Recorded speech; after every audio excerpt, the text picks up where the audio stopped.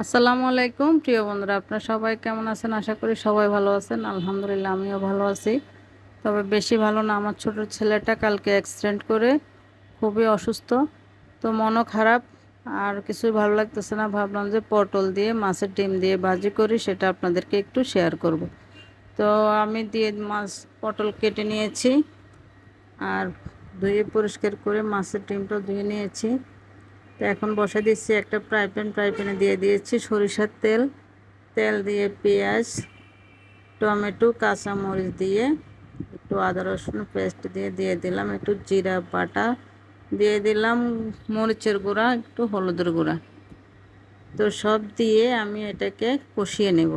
তো এখন দিয়ে মশলা কষানো হয়ে গেছে, এখন দিয়ে দিয়েছি মাছের ডিমগুলো। তো মাছের ডিম ভালো করে কষাইতে হবে। কষিয়ে দিয়ে দিয়েছি আমি পটল, এভাবে কেটে রাখা পটলগুলো আমি দিয়ে দিয়েছি। এখন এটাকে আমি ভালো করে নেড়ে চেড়ে মিক্স করে ঢাকনা দিয়ে ডেকে দেব। তো এই যে অনেকটা কমিয়ে গিয়েছে। এখন আস্তে আস্তে লো হিটে আমি এটাকে ভাজি করব। যেহেতু ডিম ভাজি পটল দিয়ে আস্তে আস্তে করে ভাজি করব, তো লো হিট রেখে আস্তে আস্তে উল্টে পাল্টিয়ে আমি রান্নাটা করে নেব। তো আমার ভিডিওতে কোনো রিচও হচ্ছে না, ফলোয়ারও বাড়তেছে না, কোনো সাপোর্টও পাইতেছে না আপনাদের। তো অনেক কষ্ট করে ভিডিও বানাই, যদি কেউ সাপোর্ট না করেন তাহলে তো মনটা অটোমেটিকলি খারাপ হয়ে যায়। তা আপনারা যদি পেজটি ফলো দিয়ে লাইক কমেন্ট শেয়ার করবেন,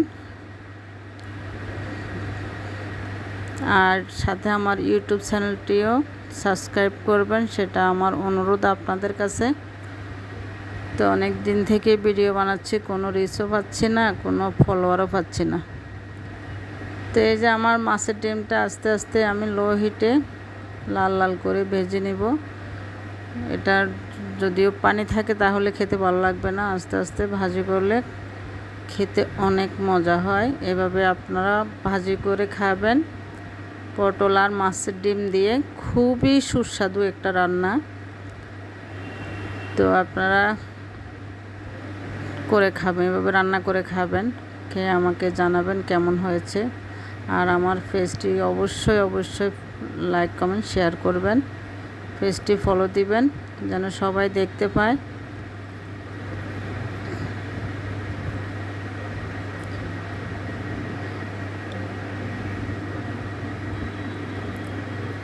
তো সবাই ভালো থাকবে।